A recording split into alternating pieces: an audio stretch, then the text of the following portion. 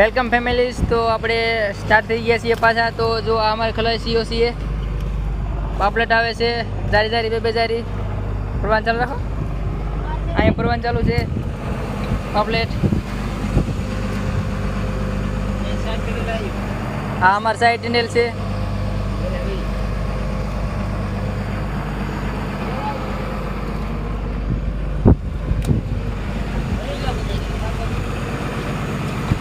આનો ભાવ બહુ જ હોય છે મિત્રો. મોટી ફીસ આવલમાં આવી નથી.